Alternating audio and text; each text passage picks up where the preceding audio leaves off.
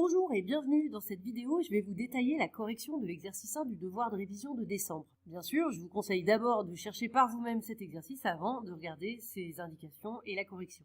Première question, on calcule la dérivée de la fonction g. Alors la fonction g, ça commence avec x puissance x qui est un produit. Donc je vous rappelle que la dérivée d'un produit uv, c'est du type u'v plus uv'. Donc x puissance x, ça se dérive donc en u'v, donc u' pour x c'est 1, fois donc e puissance x, plus u, donc ici c'est x, fois v', la dérivée de e puissance x, c'est e puissance x encore. Donc c'est pour ça qu'ici on retrouve x puissance x, mais en fait c'est v'. Ensuite, e puissance x, sa dérivée c'est lui-même, donc le 2 qui était multiplié reste multiplié, donc on a plus 2 e puissance x, et le moins 1, bien sûr, la dérivée disparaît puisque la dérivée c'est 0. Donc on a e puissance x, et ici plus 2 e puissance x, donc finalement ça fait 3 e puissance x, et puis plus x puissance x, et puis on met e puissance x en facteur. Bon là, vous avez l'indication dans l'énoncé comme quoi il faut le mettre en facteur, mais il faut vraiment y penser, dès que vous avez une exponentielle, à le mettre en facteur pour trouver le signe de la dérivée. Maintenant qu'on a la dérivée, il faut en déduire le tableau de variation. Donc pour cela, il faut trouver le signe de la dérivée. Ici, on a donc un produit. Alors déjà, e puissance x, c'est toujours strictement positif, donc le signe de, g' sera du signe de x plus 3. Donc x plus 3, j'ai expliqué là comment trouver le signe. C'est positif quand x est plus grand que moins 3, et par contraposé, c'est négatif quand x est plus petit que moins 3. Donc ici, on est que on est toujours plus grand que moins 3, donc c'est toujours positif.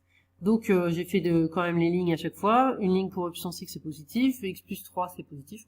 Du coup, g' de x est toujours positif. Et donc la fonction, elle est strictement croissante. Question petit c. Montrer que l'équation g de x égale à 0 admet une unique solution alpha sur moins 3, 3. Donc, bien sûr, on va rédiger correctement le corollaire du théorème des valeurs intermédiaires, mais je vous rappelle que déjà, vous pouvez dans le tableau indiquer qu'on a 0 qui va se situer entre g de moins 3 et g de 3, et que donc on va avoir une unique solution alpha à cette équation.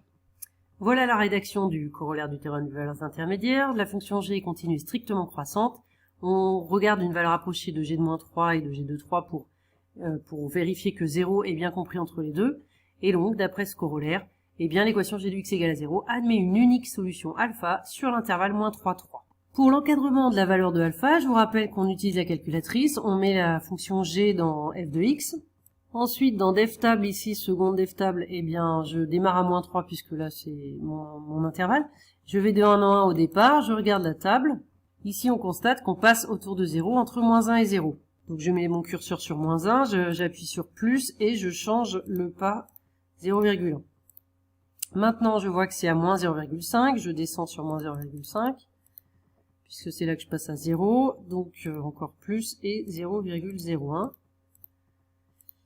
Et voilà, je vois donc que c'est entre moins 0,45 et moins 0,44 qu'on passe autour de 0. Et j'en déduis donc cet encadrement pour alpha. Et maintenant, question petit d, on demande le tableau de signes de g de x. Alors grâce au tableau de variation, eh bien on voit que avant alpha, c'est négatif, en alpha, ça vaut 0, et après alpha, c'est positif. On en déduit donc ce tableau de signes.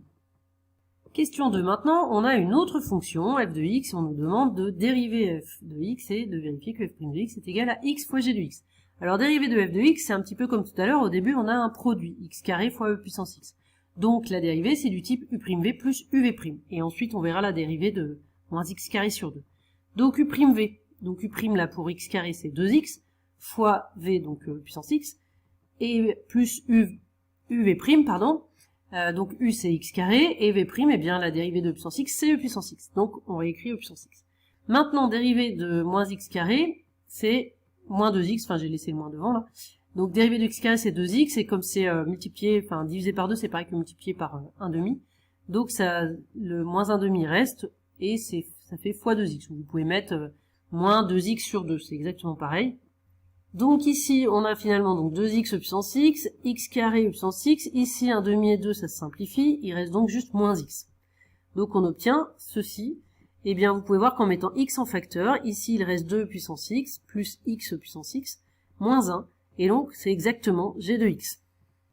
Et maintenant, dernière question, en déduire les variations de f sur moins 3, 3. Maintenant qu'on sait qu'f' de x est égal à x fois g de x, et bien on peut faire une ligne pour chaque.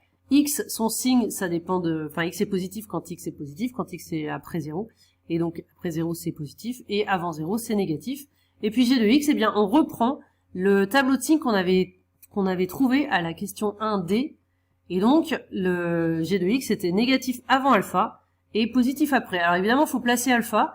Alpha, on avait vu que c'était entre moins 0,45 et moins 0,44. Donc alpha est à gauche de 0. Désolé pour les petits trucs qui se mettent sur le tableau. Voilà, donc alpha est bien à gauche de 0. On met les signes et on en déduit f' de x. Moins par moins, ça fait plus. Moins par plus, ça fait moins. Et plus par plus, ça fait plus. Et donc on en déduit les variations. Je mets pas les valeurs. Là, on demande que les variations. Donc c'est pas la peine d'indiquer les valeurs.